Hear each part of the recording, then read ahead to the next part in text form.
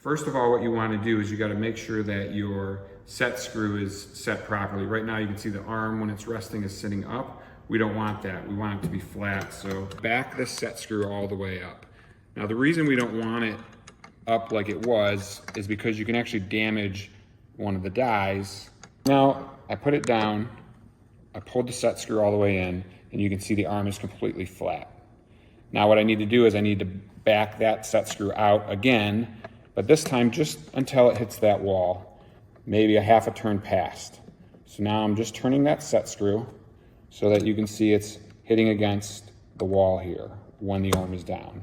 Next step, we obviously need our hose, and then we're going to take our ferrule. You want a ferrule to be fit just snugly over your hose. You're going to insert whatever coupling you're utilizing. Here, of course, I'm going to push the male ribbed end right into that hose. Now this is going to be snug, and it should be snug.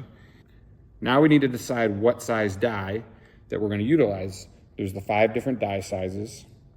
Push this through the hole that it will fit through, and then to crimp it, I'm going to use the step down. Our die right here allows me to push it all the way through. The next size down die is actually towards the beginning of the die right here. So that's the one I'm actually going to utilize for crimping this hose. Put that hose right through there, center of the ferrule. And it's real simple now. I just close the arm, and it's going to pinch or crimp the ferrule right to your hose. I actually give it 2 or 3 crimps. So what you can do is put it back in the die, give it a quarter turn or so, and then just crimp it again. Okay, so now I've given 2 crimps. And that easy, my hose is back in action.